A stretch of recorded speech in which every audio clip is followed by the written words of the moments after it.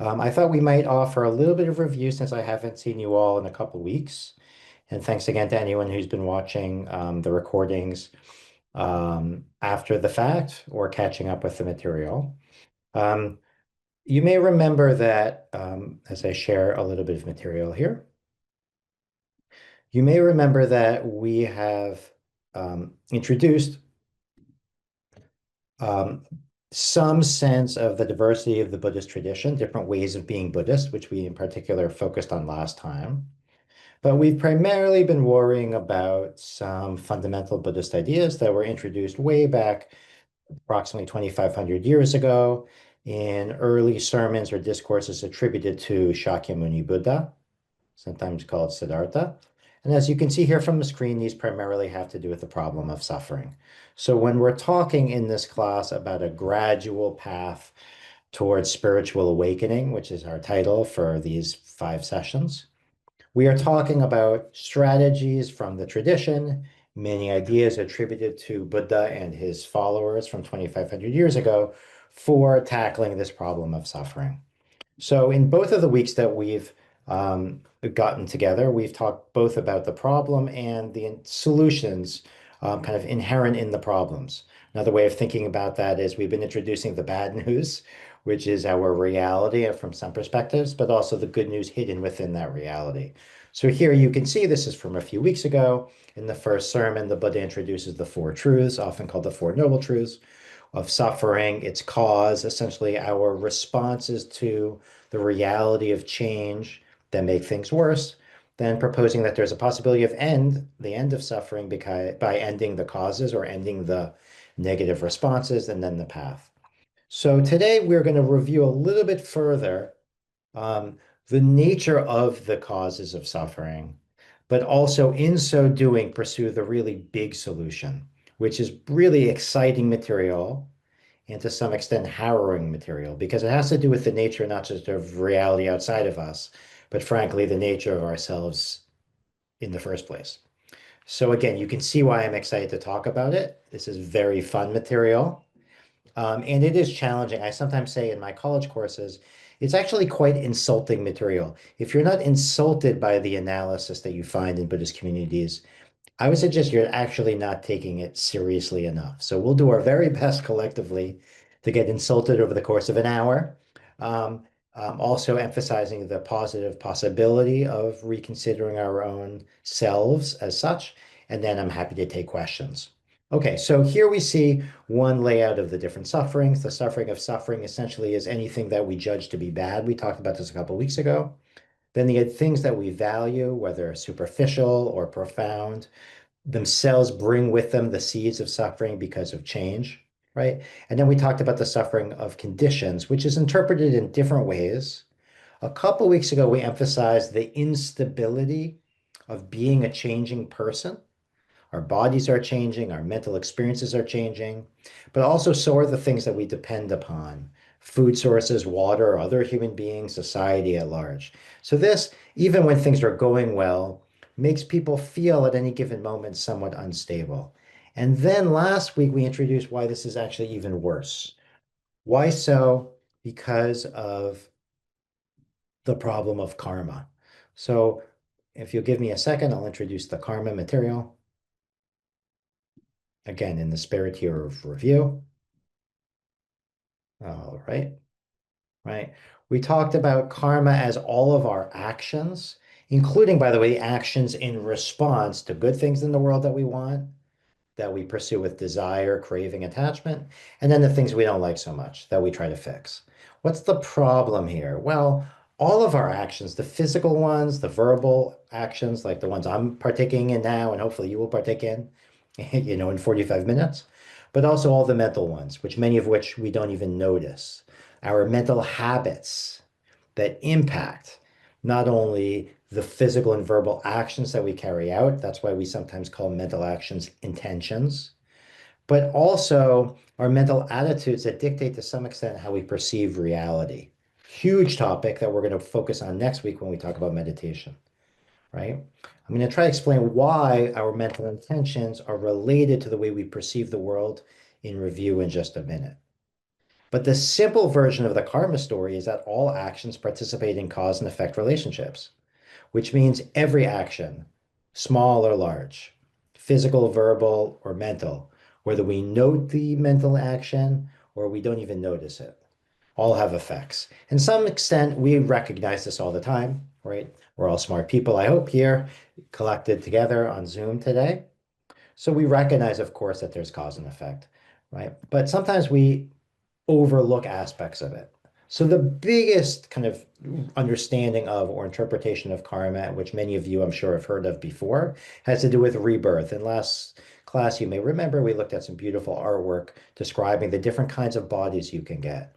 But just for the moment, you might want to consider here how the very fact that we have human bodies and changing human bodies, as we all know, over the course of our lives, to a great extent dictates how we perceive the world, right? So for us, on some level, because we have human bodies in the 21st century, or understand how to interact with this strange piece of metal, you can hear me knocking on my laptop and the keys and the video, right? Whereas different human beings in different places with bodies from different times would have no idea why we're staring at these screens.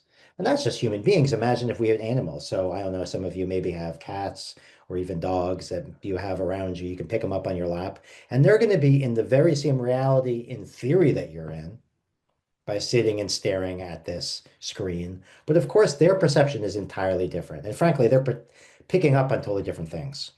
Not to mention that their reality, because of their bodies, involves susceptibility to totally different phenomena. Just think about how much more your cat, I think, but definitely your dog smells in your apartment than you do, right? And just because of our facility with language, think about how many elements of even a Zoom screen we pick up on that they can't, right? They may see some color distinctions, but they're not going to be able to read the people's names, right? That are either below your images or if you have a black screen up here on Zoom, take the place of an image, right? For us, these are meaningful names that we can respond to, right? And for some of us, if we have friends or colleagues on the Zoom, we're also responding with emotional reactions, positive, I hope not negative, neutral perhaps. But you can see that all of the kind of spinning that happens, remember the responses we talked to, are in a way built from the effects of our past actions that landed us here with human bodies.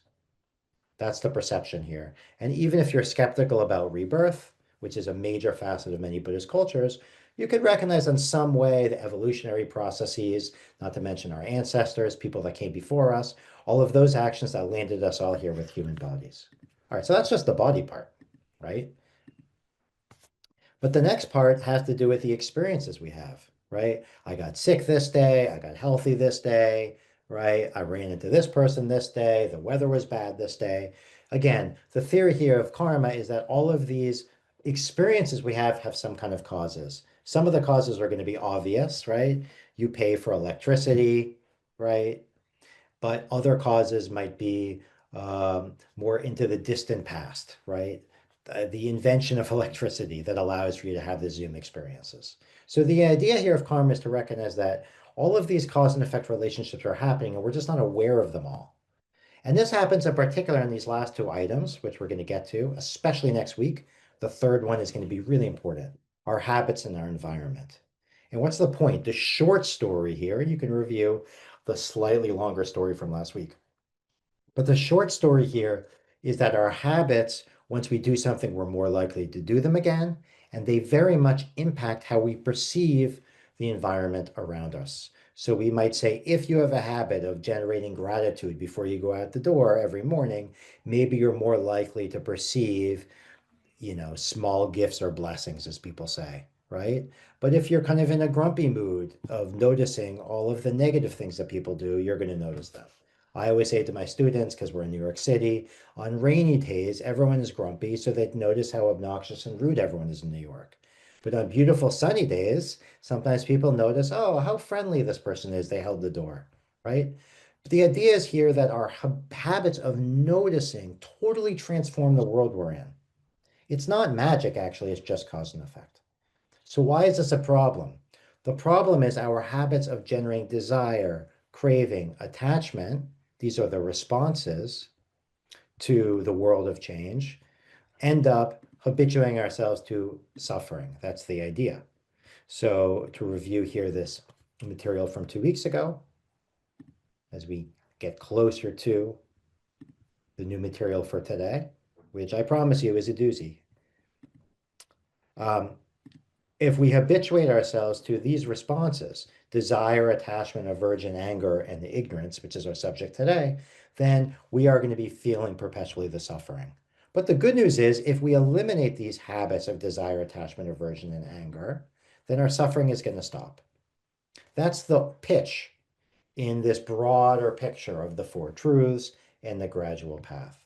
And I would just suggest, and we'll learn about this when we talk about meditation, these perceptions of reality that lead to our judgments of good and bad, that lead to desire, craving, attachment for the good things, aversion, anger towards the bad things, these are, again, habitual. The good news there is that they can be changed slowly but surely. There's no skipping to the end, as I often say in class. You can't just say, no more desire for me. That's not going to work. That's the pitch, right? No more hatred for me. How wouldn't it be nice if it was that easy, right? On the one hand. On the flip side, the habits are changeable. But this is the big pitch today. This is the new part. For Buddhist teachings in pretty much all forms, the fundamental mistake underlying our judgments of good, bad, desire, craving, attachment, our judgments about me, not me, Josh, but all of you as well. So you can point at yourself if you'd like to play along. But that judgment is the problem. And we're going to really explore that judgment. So you might think about by noting down, you can put things in the chat if you're brave, but even noting down on a pencil and pad or just in your mind, right? How quickly we perceive and judge the phenomenon around us with respect to ourselves. This isn't just a computer, it's my computer. This isn't just a Zoom, it's my participation in the Zoom, right? This isn't just my glass of water. Excuse me, this isn't just a glass of water. It's my glass of water that I want to position properly so I can sip it or put it down that tastes good or bad or too cold or too warm for me. The idea here is not to say that we're somehow profoundly selfish. And by the way, from Buddhist perspective, it doesn't even mean that we're sinful, which would be a different interpretation of this phenomenon. It's just that we're habituated to interpret the world vis-a-vis ourselves. Now, there's only two problems here.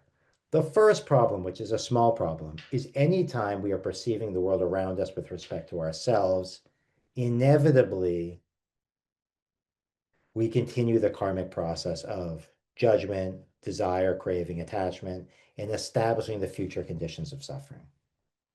One of the problems that we find when we are thinking about the three sufferings and the third suffering of conditions, which I'll show you again in a second here, remember this one down at the bottom, is that karma, our actions, you can see here on the screen where I say activity, brings about the future conditions of suffering, right? So even when you think you're fixing problems, like, I don't know, you're worried about the winter time. So you buy a coat. This seems normal, right?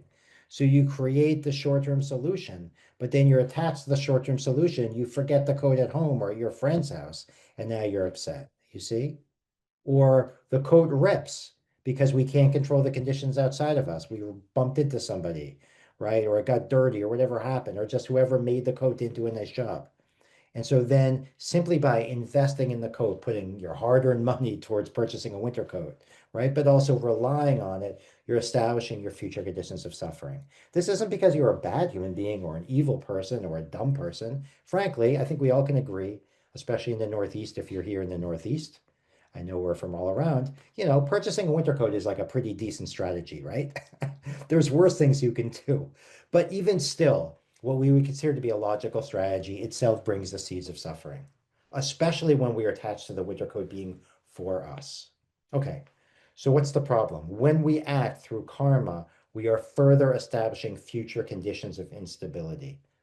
This is all the bad news. Questions so far? Does anyone need to dump anything into the chat before we add the big piece? All right, I'm going to keep on going, but please feel free if you like. I'll periodically check the chat box. Okay, So here's the real action, team. The real action is this third bullet point, which is ignorance. The problem is not only that we view things with respect to ourselves, but we're totally wrong about ourselves. Why? Because we're ignorant of, you can see this bolded item here, self. Some of us are ignorant of cause and effect, probably not the reality of cause and effect, but we don't pay attention to the impact of all of our verbal habits, our mental habits, and so on and so forth. So in that sense, karma itself is a form of our ignorance because we ignore it. But the real principal issue for all human beings and all beings at large, says the Buddha, and by the way, this is the insulting part, is this silly, foolish idea that we all have that we exist as we think we do. So we're going to go piece by piece here, but I just want to be clear what the claim is. The claim is as long as you're attached habitually to the very existence of yourself, which, unless you're deeply dishonest with me, I am pretty confident everyone on the screen feels very strongly that they exist. And by the way, I always say in my class, the joke is on me because I teach the class too, and I'm in the same boat as all of you, which is that I'm 100% sure I'm here on the other side of the Zoom. But that very attachment itself leads inevitably to the karmic process of suffering. So we have to explore, if we are serious about lessening suffering on the margins or in total, our false ideas about ourselves. This is deeply insulting because we've been in the business of ourselves our whole lives. And if you take seriously rebirth, we've been in this business of ourselves for lifetimes and lifetimes. How so? By every moment solidifying what I call sometimes in class the self habit. Why do I talk about the self habit before we investigate our self habits? I want to talk about the self habit because the idea that we have of self is not like the personal essay you write or the poetry you compose, right? Or the philosophical debates you have with each other in other Spirit Alive conversations about the nature of selfhood or agency or your theological theory of your soul or anything else. Again, wonderful. I'm sure people in this room, in seriousness, have really brilliant ideas about the nature of selfhood. The problem is our habitual attitudes. So what we're talking about is how do we actually behave every day, every moment? And the idea here is to be that we behave as if we have a certain kind of self. So again, please feel free to ignore me. I'm glad that you've joined me here on the evening, whatever day. It's a Thursday evening here, or you're tuning in on YouTube. And again, I'm quite thankful that you're willing to spend this time with me here. The me that doesn't exist, we'll get to that. But were we to take this seriously, and I invite you to, please come up with actual examples of your own self habits as we investigate these mistakes. And I think you're going to find we all make all of the mistakes I'm about to claim, like all the time. And not because we're somehow foolish, the opposite, but because we are so deeply in the habit of, ingrained in the process of solidifying our attachment to who? Ourselves. Not because we're selfish people. I mean that sincerely. As many jokes as I tell, I bet there are some like truly selfless people in this group. But relatively speaking, we still all do it. Let's see what I'm talking about. Everyone ready? This is the doozy part. Okay. So what's the issue? Here, this slide is just the pitch I just made. It's not an abstract theory of self. There are many of these, but actually there are some very famous Buddhist discourses or sermons where he talks about how the goal is not to theorize yourself. So to tell a very quick story in the spirit of this being a bit fun for us, right? A very famous Buddhist story goes that he meets some person who's just been shot with an arrow, right? And is about to die. Yeah. And then the person who's shot with an arrow starts to ask all these questions. The person shot with an arrow says, "Who shot me?" Then the person who's shot with the arrow says, "What kind of bow were they using? What kind of social class was the person who shot me? How tall were they?" right? What's the arrow made out of? And what does the Buddha say?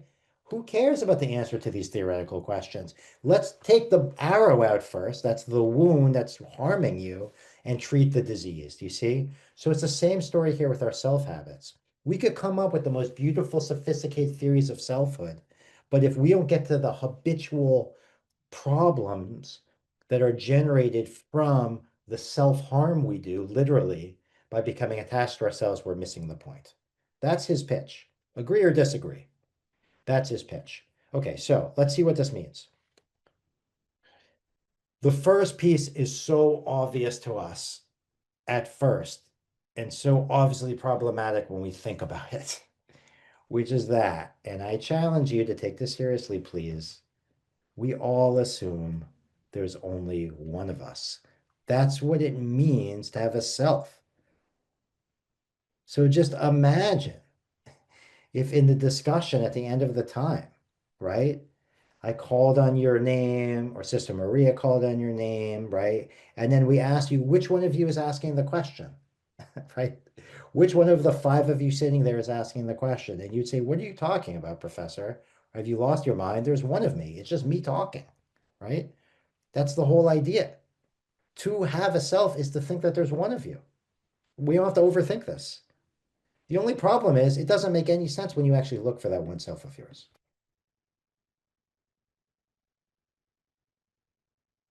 If you think in some sense you are embodied, you have a body temporarily or in the long term, and we all know we're attached to our bodies in some way.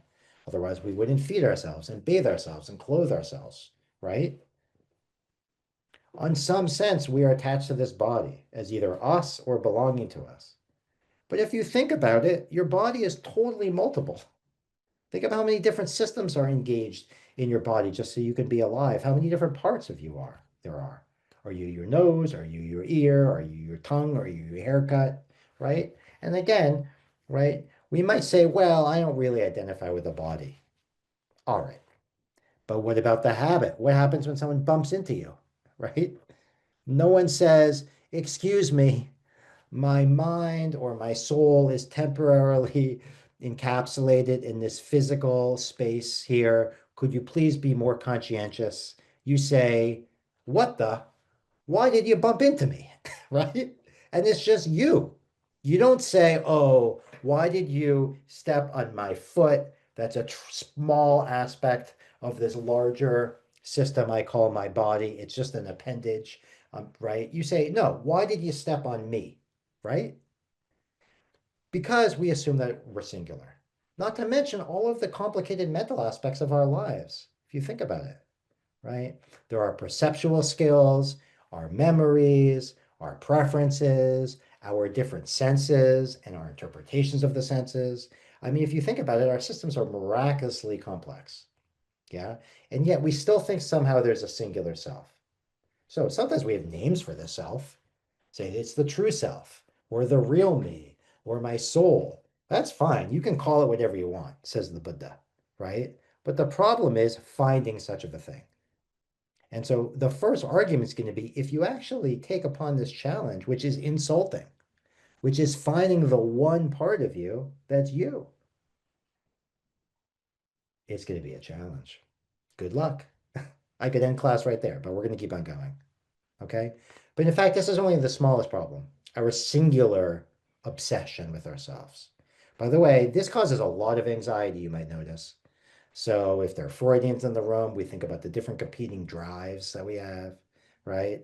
Or again, I don't want to offer poor Catholic theology. Of course, that's not my field, but you can imagine different theories about, right, kind of divinely inspired sense of love competing with sinfulness or whatever else it might be. I mean, there's many ways of recognizing the different forces that are active in us all the time, right? And yet somehow there's this anxiety of keeping it together. Yeah. Finding the most pure singular aspect of ourselves. The problem is, according to the Buddha, it's a lost cause. Not because we do a poor job, but because it just doesn't exist. It's not possible. Okay, that's the first part. I hope you're insulted a little bit. It's going to get worse.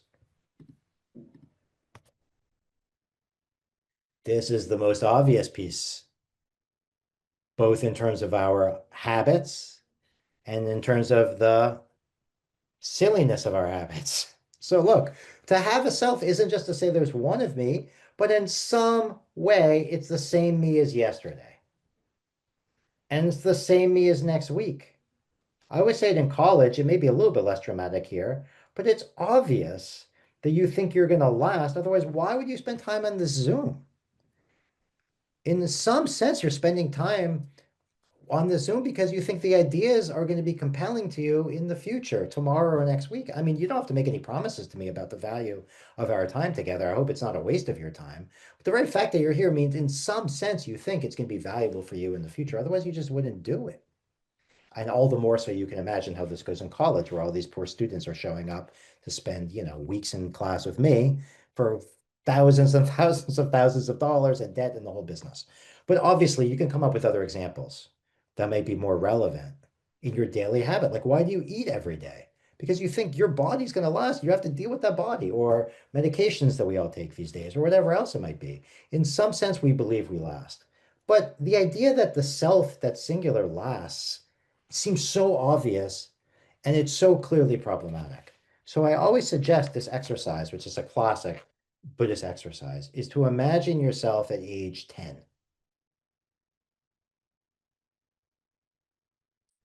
Is that the same you, or is that a different you? And I don't want any like poetry here, team, or complicated philosophy. Just be honest.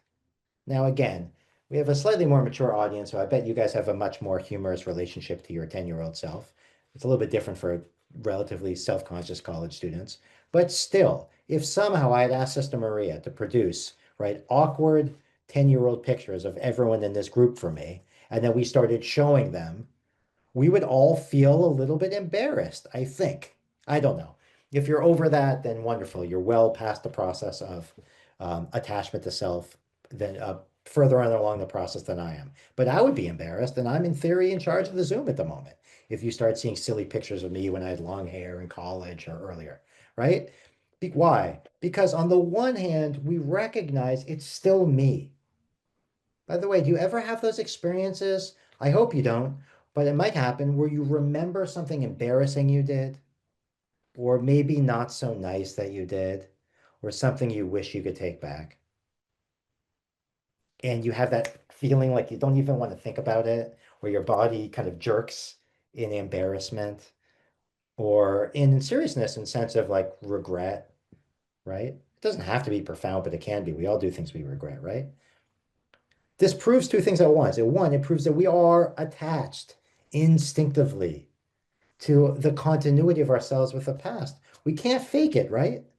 If you have that feeling of regret or embarrassment, it's just proof that you still think that that was you habitually. But simultaneously, you're acknowledging the opposite, which is that you've changed, or you no longer want to be that person, or that's not you anymore, right? In a way, both pieces are there. Just as if I said, are you the same person as you were when you were 10? Nobody would just unequivocally say yes. They'd say, yes, but. Well, in some ways, sure. But I've grown, right? I mean, we all have sophisticated answers. But the problem is, according to the Buddha, and this is the insulting piece, take it seriously if you like, ignore me if you prefer.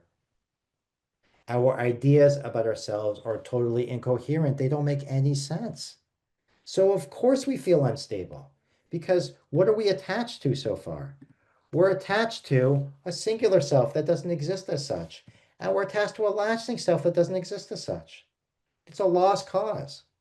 And what happens is that we then develop habits of protecting that singular self that doesn't exist and the lasting self that doesn't exist through desire, craving, attachment, anger, protecting ourselves, right, from the bad things and getting the good things, right? To protect the singular self that doesn't make any sense and the lasting self that doesn't make any sense. And if you're not on board yet, wait for this one. The greatest insanity of our lives, which really is a sickness, according to the Buddha, right? But we can forgive ourselves. It's a very common sickness we all have, which is that we assume we're independent. This is not that complicated. Nobody on the Zoom thinks that they are me, even though, and this is a little bit weird, but I feel comfortable doing it for you all if you give me the freedom. Think about how intimately I, a human being none of you have met before, is invading your personal space right now. I mean, a couple of you, thank you for having your pictures on. I can see into the room, right? See you reacting.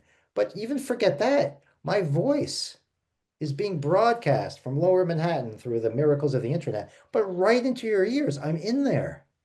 And I keep on saying weird things that you have to think about and respond to. Even if you're taking a nap, I'm probably ruining your nap, right? By making noises, right? I'll do obnoxious things. Right? You heard it. And now you respond. I'm glad a couple of people are laughing. Some people are probably shrieking. Maybe some people quit the Zoom, right? Think about how that is.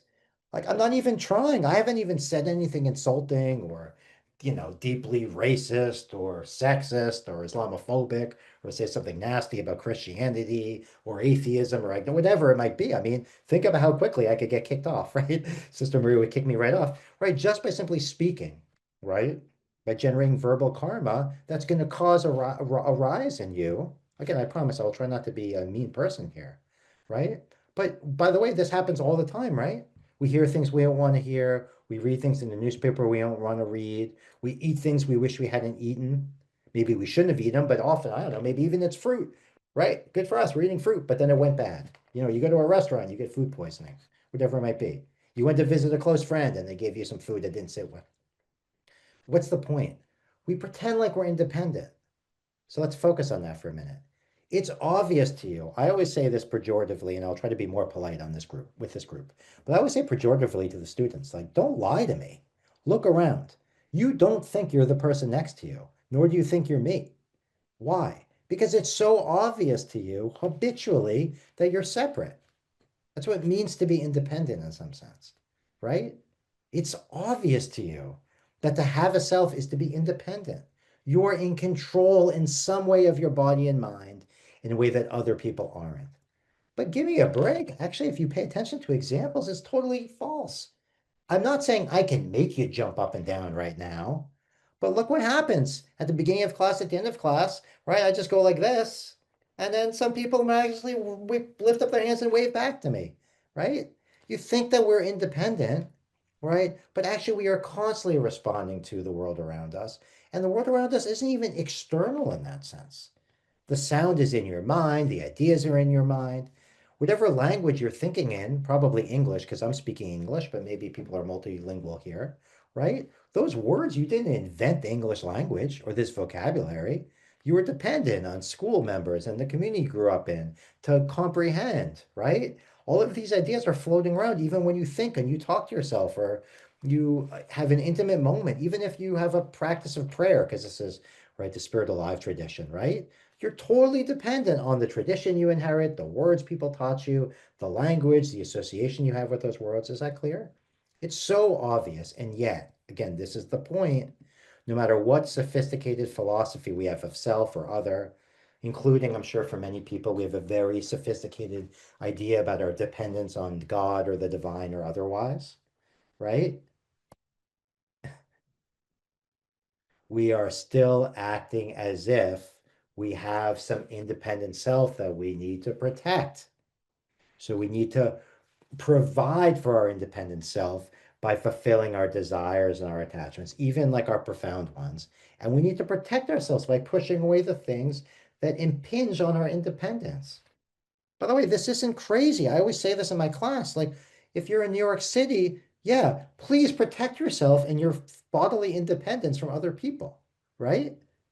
I mean, you wouldn't last a day in the city if you just said anyone can push me around any hour of night, wherever I am, right? I mean, think about it. No one's suggesting that we be like facile about this. But what's the argument? Our attempts to maintain an independence that doesn't exist makes things worse. So the only way to sufficiently end the cause of suffering in response to the changing world around us and instability is to fix this mistake. And how do we fix this mistake? We commit ourselves to looking for the self that we think exists. That's the story. You can't skip to the end. You got to look for it.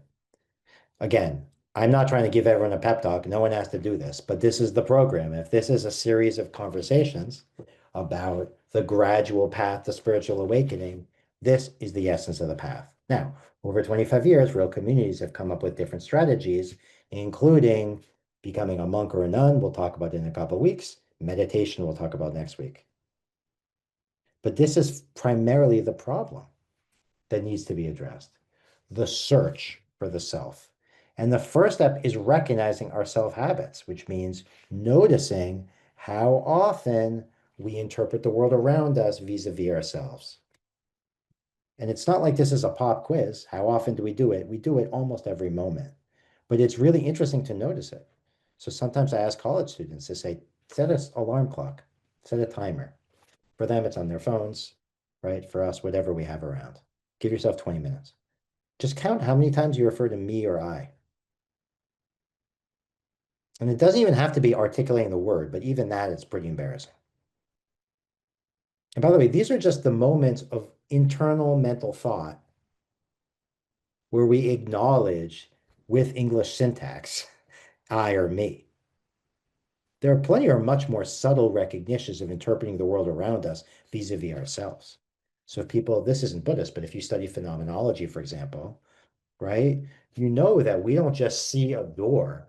We position our body and with respect to the door so we can open up the handle. It's like miraculous how sophisticated our relationship is.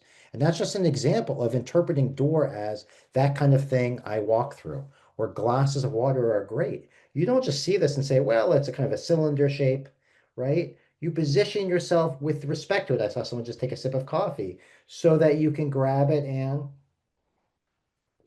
drink, right? We could literally arrange the world around us so that we can engage it for ourselves. And you might notice the things you pay attention to. So look, maybe it's on a vacation and you're at the Grand Canyon and you stand on top of a cliff and gaze off into the distance and then recognize the beauty of God's creation or geological majesty or whatever story you want to tell about it. All of them are beautiful, right? But the reason that those moments are so weird is because we don't usually view the world and vast open spaces that way because it doesn't make sense. We usually see what's right in front of us because we got to worry about it. Is this then something I want? Is it something I should get? Is it something I have to avoid? You see what I'm suggesting? It's very weird. It's like in New York City, right? No one experiences New York City the way people do in movies where you're flying over and seeing the gorgeous buildings. Like no one has time to do that, right? I mean, tourists do it sometimes, and everyone grumbles, like, why are they looking up at the big buildings, right? Like, we got business to do, which is to get to the subway or cross the street or whatever it might be. Make sure no one pickpockets you, right? What's the point? The point is on a perceptual level, we habituate ourselves to experience the world with respect to ourselves, the singular, lasting, independent self. And the Buddha's claim, which again is profoundly insulting, is if you don't drop this mistake by thoroughly looking until you find the self and then giving up if you can't find it, if we don't address this problem, no matter how nice a person we are, we're perpetually going to be suffering. And by the way, there are plenty of practices for developing love and compassion and other aspects of our experience that do break down our habits of distinguishing ourselves from others. For all the people who care about morals and ethics, that's part of the tradition. But fundamentally, even if you're a generous person, as long as you're attached to this mistake of self, you're going to suffer. That's why I say it's insulting. It's really insulting. But maybe it's true. So, another bit here before we open up the questions, and you can see why this is a fun day for questions, I hope. The search for self has to be systematic. I always say this in class. If it's the case that you're looking for your keys and you need your keys, what's our initial response? You look in your back, you look on the table where they should be. They're not there. So then you look at the same place 6 or 7 times. And then probably after that, you yell and you ask somebody else in the house to look for you. And then you look in the same place 3 or 4 times. I don't know. That's what I'm like. Right. So for me and the other neurotic people in the Zoom. But at some point, right, if your life depended on it and you want to leave the room you're in, you can't leave until you're 100% sure the keys are not in the room, which means you have to be systematic. And I know someone's always going to say, look, the last place you saw them, fine. But beyond that, you actually are just going to have to look even not the last place you saw them because you're going to have to know it's not in the room. Is that clear? And so part of the Buddhist process, which we're not going to dig into now because it's an introductory lecture, is strategies for making sure you look everywhere, which is why there are all of these sophisticated ideas about possible candidates for yourself. First, your body. But then you look at all of your body, you look at your extremities and look at your hair and you look at your skin and all these places for your singular self. And then you think about your internal organs. And then you recognize, is it me or is it not me? Is it singular? Is it lasting? Is it independent? Is this really what I habitually think is me? And then you say, no, it's not the body. So I say, oh, it's the mind. That's nice. It's my consciousness. It's the experiencer of experience. It's my memories. It's my proudest passions, whatever it might be. It's my relationship to other people. Like that's all nice, good and done, right? But then you got to look, right? Again, nobody here has to do anything, but that's the process. And so they have systems of dividing up the aspects of perception, or there's something very famous called the 5 heaps. Sometimes it's called the aggregates, but just heaps of stuff. One heap is your body, look into your body.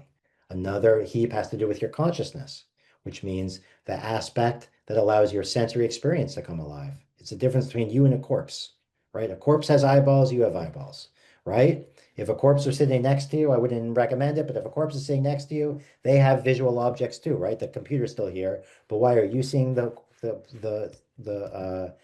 screen and the corpse isn't? Because you have visual consciousness.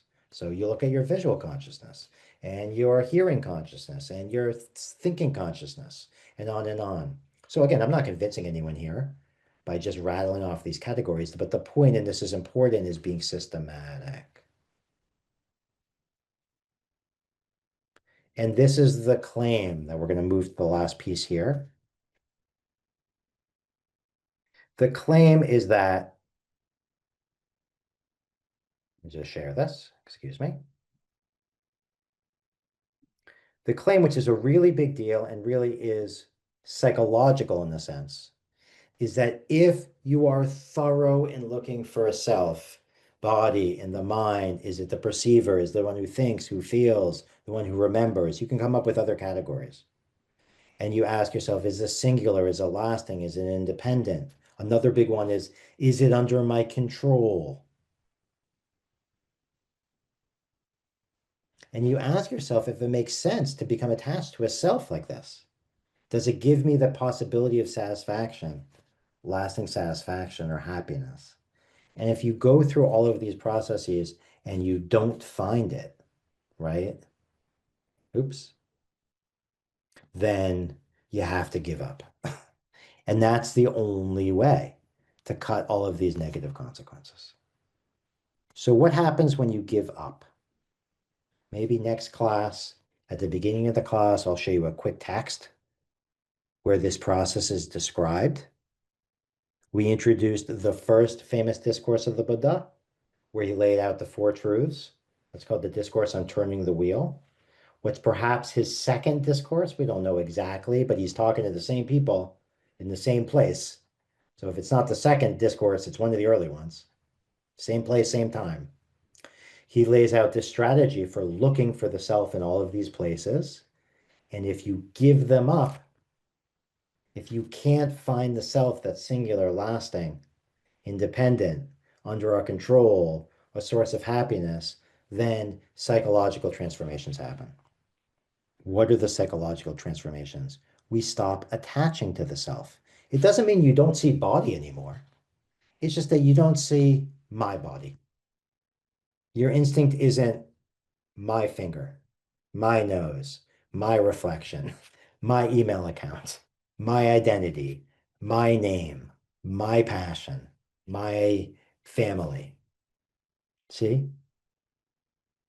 And if you disengage with that level of attachment to self, sometimes in translation, this is called estrangement, which is a little bit dramatic, but it is a dramatic experience. If you are estranged from yourself, you don't assume it's you in the same way, then dispassion follows. So to lay out the vocabulary, then I'll give a famous example. If it's the case that you don't think your body is yours in the same way, I don't mean you fake it. This is not a New Year's resolution. I'll be less attached to my body, I promise, Professor. No, it's not going to work that way.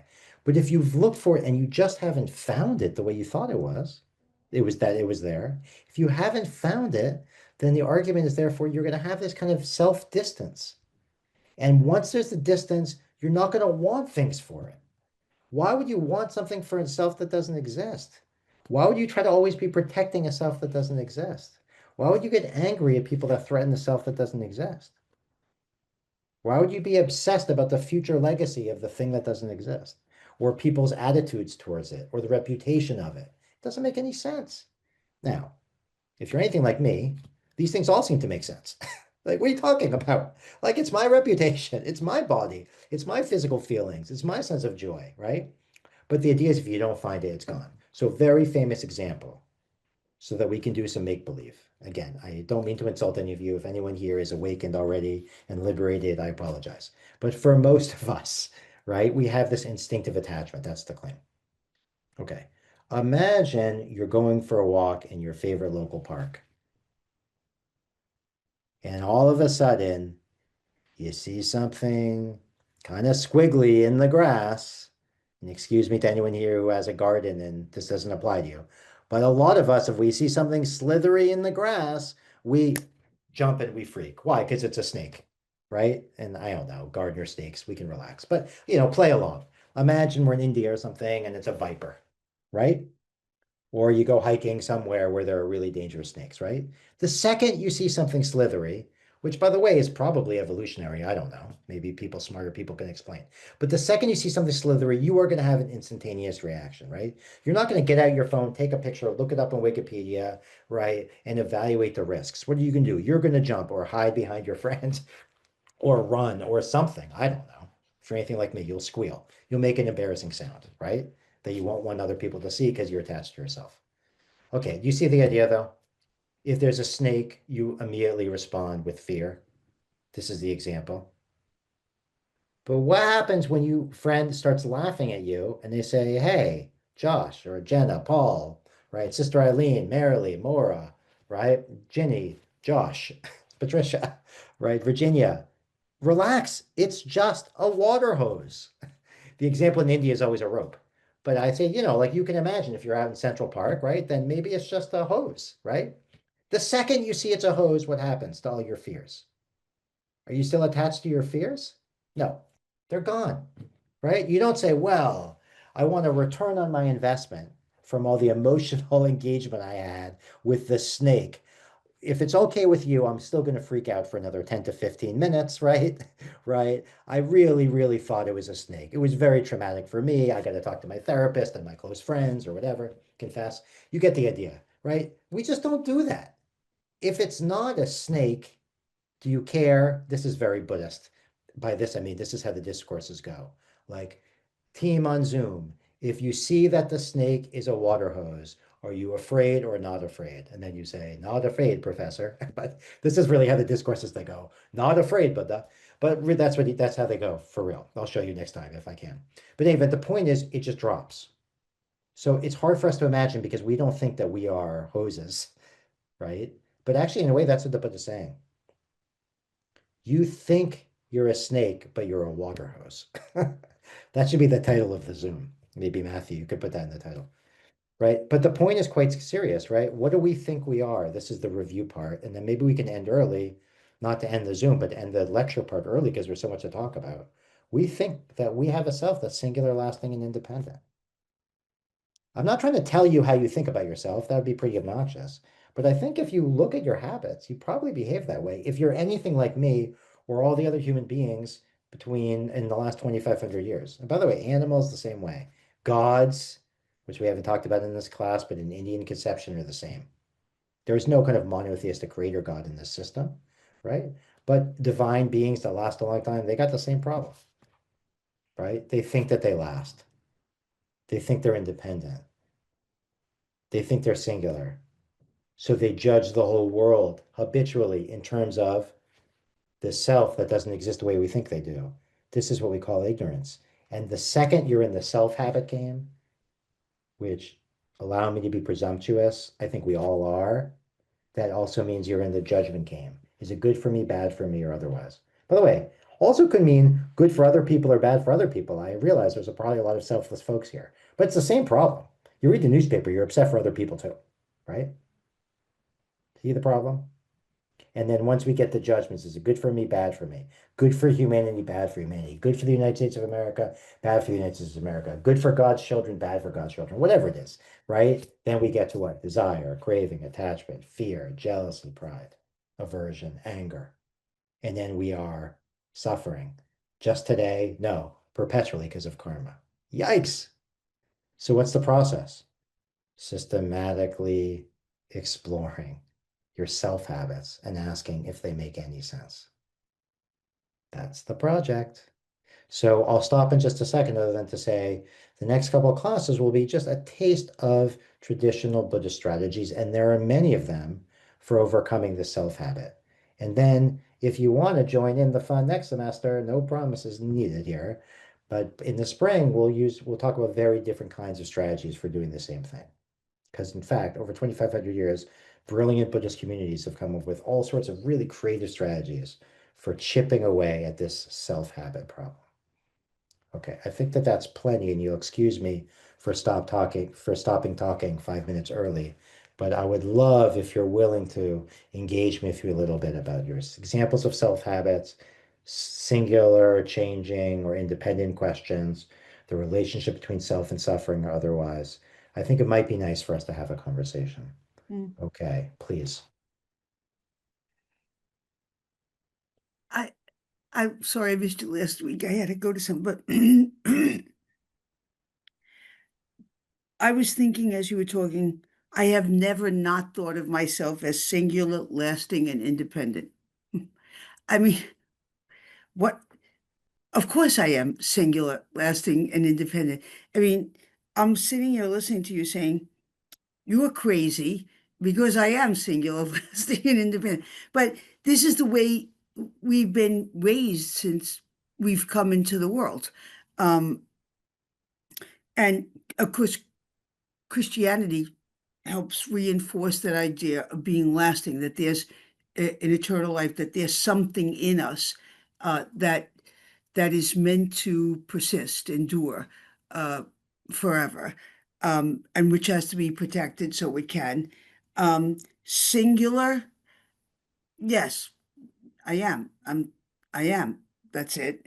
And independent, well, that means a lot of different things, but uh, certainly I see myself as interdependent, but essentially independent.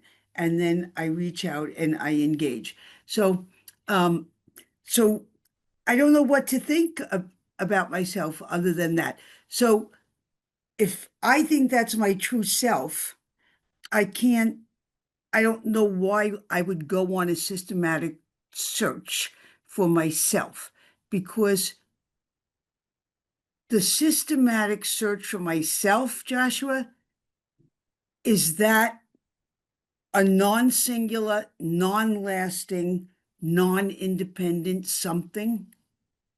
Is the true self the opposite of that? These mistakes, what you call misconceptions or misunderstandings. So, is it the absence of singularity, the absence of lastingness, the absence of independence? So, I guess what I'm asking you is if you were going to go on that search, just say you wanted to, would the end result be to find the absence of all of those things? Yeah, so this is $1 million question, and I appreciate how kind of the clarity you bring to asking that question, Sister Maria. So I'm actually teaching a class concurrently in Fordham about different Buddhist conceptions of liberation or awakening. or the end of suffering. And a lot of the early tradition, which by the way is still lasting, envisions this absence as just absence. We stop the habits, and then there isn't the suffering anymore. That's one story. But there are many other stories, some of which we'll see next semester, about recognizing the presence that is hiding underneath the absence of a singular self. It's not like you black out suddenly. It's not like suddenly you're lost in the void. Actually, there is awareness and experience and interaction that's always been there. In fact, you're not changing anything. That's the irony of the searching for the self. It's not like you have a self you're destroying or denying or saving. It's just there was a mistake. So in the Tibetan tradition, which doesn't fit in with this earlier tradition, but they have all these funny images of things that just never existed. It doesn't make any sense. So one famous example would be a sky flower, which isn't really, we don't use that phrase in English, but think about it. Like a sky flower. Is your world suddenly absent when you realize there's no such thing as a sky flower? No, there can't be a sky flower. It's impossible. Flowers have to grow in the dirt, right? Right. Whereas maybe a more provocative one would be a child of a barren woman. I don't know why that was the metaphor, but it's a very old metaphor in Buddhist texts, right? It's it's just a nonsense, you see, right? I mean, how could it be a child of a barren woman? Maybe with modern science, whatever. But you get the idea. That's not the point, right? This isn't about motherhood. It's just an example that they use in the text for like an absurdity. So again, this part's the insulting part. But the insulting part is the self that we're attached to is just a sky flower. It's a son of a barren woman. It was never there. It still isn't there. But what gets changed? The attachment to it. You see? It's the habit of attaching to the thing that's not there. This is what I say, like other examples here, right? This is probably a Christian crowd, so you guys might like this one, right? It's not like when you were 5 years old or 10 years old or 25 years old, right? You had a relationship to Santa Claus, Saint Nick, nice guy, he showed up every year and brought you presents, right? And then you were profoundly alienated from that nice guy, right? And now he doesn't show up anymore. No, no, no. What's changed? You're no longer attached to Santa Claus because Santa Claus never existed. You see? I mean, I realize maybe Saint Nicholas was a real person for the historians here, Right. but you get the idea, right? Like, it's not like he disappeared, it's that he was never there. But what was there? Your attachment. And again, I don't know what people's childhoods were like, but kids are really attached. They're worried about the elf on the shelf. They want to be the good kids or the bad kids because they're really worried. Santa Claus is going to get them the stuff on the list or not. You see, those experiences are quite real, right? But the irony is he was never there at all. So what's this crazy? And I want to respect your question, Sister Maria. It's nuts to think that we have experience on some level without having any coherent self. But that's the claim. So you're losing something you never had. Why go through that process? I think that was your question. Well, it only makes sense if there's a promise of the liberation, which is why, by the way, you have all these Buddhist stories and you have representations of Buddha. You see what I'm suggesting? And people make prayers for Buddha and there's offerings to Buddha, no different than any other religion. Because you're not just going to do it on faith. It would be insane to drop your attachment to yourself on faith, right? Mhm. Doesn't make any sense. But if you have confidence that other people have followed this path, including Buddha, where they can exist without attachment to self, then all of a sudden we're talking. It's a better alternative. That's the pitch. Mhm. I have a question. Please. I feel like I've jumped into a graduate class when I'm a beginner, but um, so what if it is a snake? It can't be because Buddha wouldn't lie to you because he was a nice guy and liberated. There really are arguments like this. By the way, in India, people weren't thrilled with these teachings, and so a lot of people in India didn't buy them either. But that's a classic argument.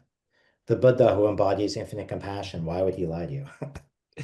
I guess what I mean is, and maybe you know what I'm saying, but it's like, so, oh, ha ha ha, it's just a garden hose. I'm just using the metaphor, No, that's great. not being literal, but okay, so it's a garden hose. Oh, silly me, I was afraid. what if it's a snake? What if like you hear a noise in the middle of the night and it's not Well, just, oh, I'm attached to my fear, but oh, there's somebody breaking in my house. Like I'm just trying to figure out, well, I'll tell you, Jenna, if it's a snake, you better go check. but does that mean you're attached to yourself if it's a snake and you run away? I mean, do you not Nobody could, nobody could, I'm sorry to interrupt you. It's a no, wonderful no. question. Nobody would possibly engage in the gradual path of spiritual awakening, to use the title of our class, if they weren't totally attached to the self that's unhappy on some level or recognizes suffering that can't live a better life. So yeah, you look for the snake because you're attached and you're scared of the snake. That's why you look. But a funny thing happens, says the Buddha. If you look thoroughly, and it might take one lifetime or multiple lifetimes, and you need help. But if you look for that snake, because you better look for the snake, you're freaked out. Look, we're all freaked out on some level, right? You look, and the irony is when you don't find it, you give up attachment, not only to the self that doesn't exist, but to escaping in the first place. But yeah, the whole reason you look for the snake is you're convinced it's a snake. The whole reason you look for the self is you're convinced it's a self. We don't have to vote. We all would raise our hand. We're all convinced that it's a self. Do you see the problem, Jenna? So it almost doesn't matter if it is or not, because the only way to find out is to look. Hmm. I'll think on it. Thank you for the wonderful questions. Anyone else while we're here? Please, Caroline. So I'm still kind of trying to go between Jenna's question and the earlier one. Are we just to be? Does that make sense? Look, the college answer is there are many different beautiful interpretations and ideas about what the absence of self looks like, feels like, how we talk about it. That's the college answer. But the answer you get in early discourses would be like, Caroline, you're just trying to describe the archer of the arrow that stuck you. Like, don't worry about what it's like. Just take out the arrow first. You see, we'll worry about it later what it's like. And It'd be that's what like I mean by say, be, to be, just to experience, to just but be. right, but I'm trying to be insulting because this is the nature of it. But like you can't skip to just being. I know we have a lot of talk about that in our culture, but from this perspective, it's nonsense. You can't just skip to just being, dropping desire. So don't worry about it. The process is the same. Overcoming our self habit means looking for the self slowly but surely. There's no other way to do it. Now, is there other ways to do it? Yeah, there's 2,500 years of strategies. But for today's class, there's no other way to do it. So we can get lost in imagining what it's like. It'd be a little like me saying, "Hey, what's what's on the buffet in heaven on Thursdays?" I mean, presumably people eat in heaven. I don't know. My theology isn't that good. I'm Jewish. And we don't talk about this. I don't know. Maybe somebody does. But you get the idea. But even still, even if heaven is real, right? And there's a kind of a monotheistic divine and all the beautiful stuff, right? Like nobody is suggesting the most important thing to figure out is the buffet, right? Rather, you got to generate the faith or the practices, whatever it is going to get you to heaven. You see what I'm suggesting? So I know it feels counterintuitive. I'm trying to respect your question because it's a wonderful question. But the process is the same no matter where we go. Now, as Americans, maybe we love to skip to the end. We just say, tell me what it's going to be like. I'll go right there. What's the idea? I'm relaxed all the time and I'm filled with gratitude and appreciation and mindfulness. Can we just cut to that? Now, there are some stories about that in our complicated modern world, but these early texts, it's a joke. They say, no, you're just playing make-believe, right? The relaxed, desire-free self that's just aware or just be or just is, you can't just bring that about. The only way to do it is to recognize, this is why this is the gradual paths class, to Mhm. recognize the momentary, habitual mental habits of attachment to self. Even before you are aware that you're awake in the morning, we're doing it. Even before you're aware that you fell asleep at night, you're doing it. Even when you're taking a break or on a Zoom or thinking, I'm the one doing the actions right now because the professor won't stop yapping and talking. I'm just innocently sitting there listening or not listening. Guess what? You're doing it. You see, you're still generating the mental habits, even if you think you're at ease. That would be the kind of pitch. That's why I'm trying to insult you, because that's the idea. We're constantly making this mistake. And I always say, if you're insulted, good. I'm the one teaching the class, and I'm just as bad, if not worse. Hmm. And if any of these answers are profoundly dissatisfying, which I bet they are, please come back at me. That's the whole fun of it. Mm. No, it's not that they're dissatisfied, but I mean, they shake up ways of thinking. Like, you know, I I study St. Paul. That's my field. And one of the constant things that you read when you read people write about St. Paul is that for St. Paul, a human simply doesn't have a body. I am a body. I am an Mm. embodied self, right? Um, and because I'm an embodied self, what I do in the body um, is not, it can't be separated from my true self, which I know, you know, is not a concept.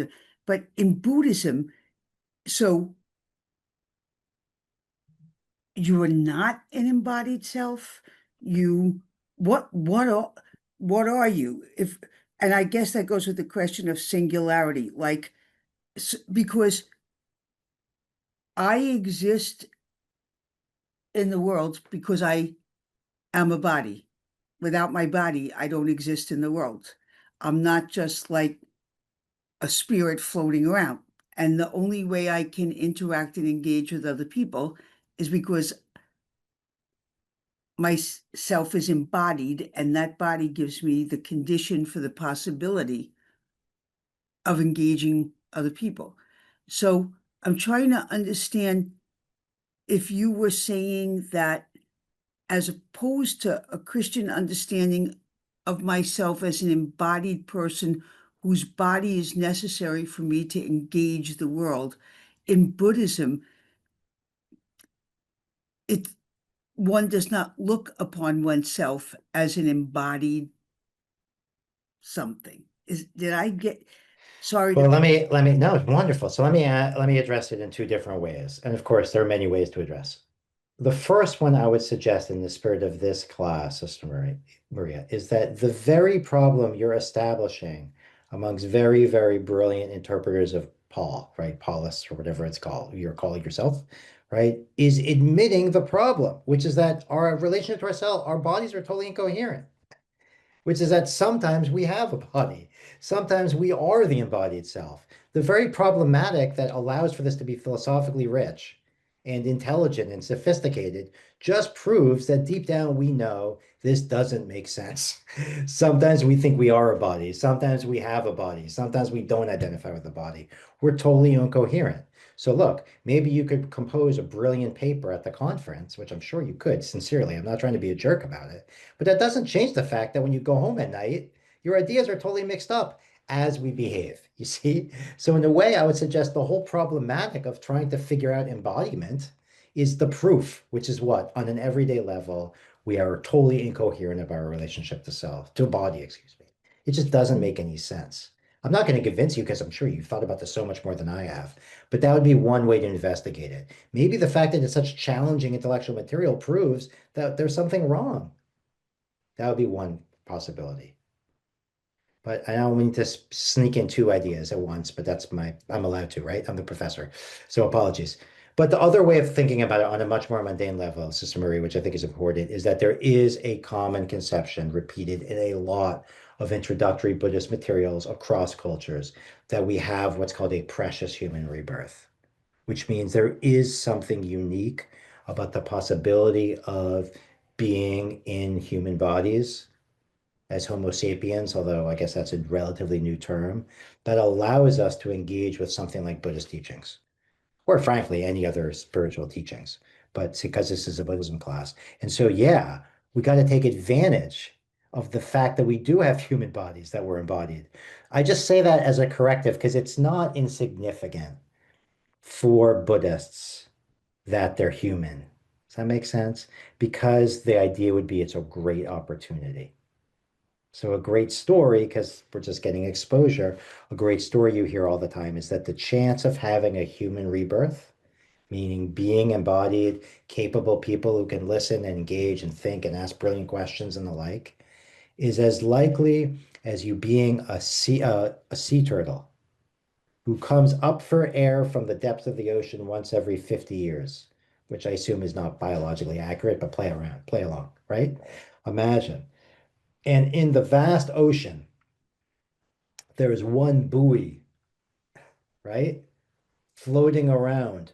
What are the chances on your 50-year trip to the surface, take a deep breath, you pop your head through the buoy? That's the likelihood of being a human being. Now, look, this Wow. isn't a scientific study, but it's the kind of talk, just to give you a taste, a flavor of how precious it is to be a human being. So in that way, despite all the insulting ideas I've tried to offer you to be provocative, there is a real appreciation for the value of embodiment. Does that make sense? But Thank you. you get a lot. That makes me feel better. Yeah, good, good, good. I can go to bed now and sleep. Oh, wonderful. Anyway, I didn't mean to monopolize that, but so many things just struck me. But it's now 8:15. This is another provocative evening. I don't know how everybody goes to bed after this because there are so many things to think about. But very grateful for your presence. And tonight, I usually try to think about something that maybe we want to think about. We're on the verge of moving towards peace in the Middle East. And we should send all of our prayers and our thoughts and our best intentions uh, towards the operation of that peace so that the suffering stops, the murder stops, the starvation stops, the destruction stops, the woundedness stops, and that people, using a biblical term, will return to sitting under their own fig tree and under their own vine and know the peace and the shalom that God willed for all human beings. So with that in mind, good night, everyone. God bless you all and see you next week. To be confused again, but happily confused. Thank you so much. Thank Good you for the night. beautiful prayer, Thanks, Tris. Joshua. Yeah. God bless Bye. everybody. Good Thank night you, now. everyone. Bye.